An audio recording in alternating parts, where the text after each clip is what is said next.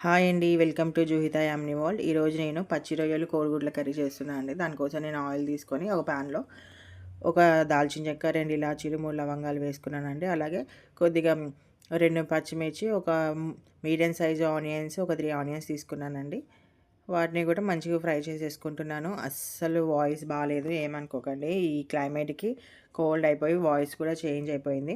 అందులోనే కొద్దిగా పసుపు, అల్లం వెల్లుల్లి పేస్ట్ వేసి ఆ పచ్చిదనం పోయేదాకా మంచిగా ఫ్రై చేసుకోవాలండి. నేను ఈ రొయ్యల్ని నీట్‌గా క్లీన్ చేసుకున్నానండి. ఆల్రెడీ లెమను, సాల్టు, పసుపు వేసి క్లీన్ చేసుకున్నాను. దాని డైజెస్టివ్ సిస్టమ్ నరంలాగా ఉంటది కదండీ ట్రాక్, అది కూడా క్లీన్ చేసేసుకున్నాను. ఇంట్లో అయితే ఈజీగా క్లీన్ చేసేసుకోవచ్చు. బయటైతే మనం ఎంత చేయమన్నా చేయరు.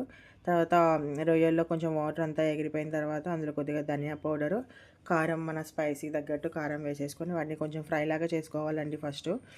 అవి మంచిగా ఆయిల్‌లో ఫ్రై లాగా అయితే టేస్ట్ మంచిగా అనిపిస్తాయి. చాలా ఓవర్ కుక్ చేయాల్సిన అవసరం ఏమి ఉండదు. రొయ్యలు ఈజీగా మనకు కుక్ అయిపోతాయి.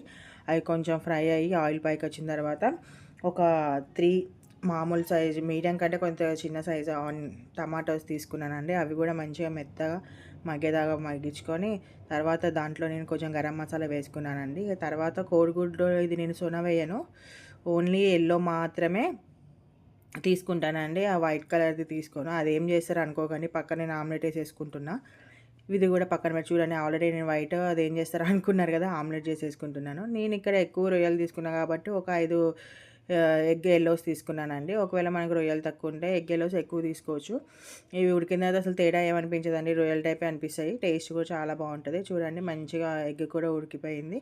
దీన్ని ఇంకో 2 నిమిషాలు అలా ఉంచేసేసి మనం ఆయిల్ పైకొచ్చేదాకా ఉంచితే అయిపోయింది. నా పక్కన ఆమ్లెట్ కూడా రెడీ అయిపోతుంది. దీంట్లో కొద్దిగా కొత్తిమీర వేసుకుంటున్నాను. ఈ రొయ్యలు ఇవన్నీ తెచ్చుకున్నప్పుడు అయితే మా చిన్నప్పుడు మా నాన్న తెచ్చేవే గుర్తొస్తాయండి. యాక్చువల్‌గా అయితే మా అత్తయ్య వాళ్ళ ఇంట్లో సీ ఫుడ్ తినరు సరిగా. మా అత్తయ్య అయితే వంట చేసేవాళ్ళు కాదంట. సరే తక్కువ తింటారంట. మా చిన్న చెప్పారు. ఇక ఆఫ్టర్ మ్యారేజ్ అయితే నా వల్ల మా చిన్నకి ఇంట్లో అన్నీ అలవాటైపోయాయి. మేము తినేటోళ్ళం కాబట్టి నా గురించి తెచ్చేవాళ్ళు. తను కూడా తినేటోడు ఇష్టంగా. ఇక అత్తమ్మ కూడా రొయ్యలు, చేపలు అన్నీ తినడం అలవాటు చేసేసుకున్నారు ఇంకా నా వల్ల. మేమైతే ఈ విధంగా అయితే రెడీ చేసుకున్నాను కర్రీ. నా వీడియో కనుక నచ్చితే లైక్ చేయండి, షేర్ చేయండి, సబ్స్క్రైబ్ చేసుకోండి. బాయ్.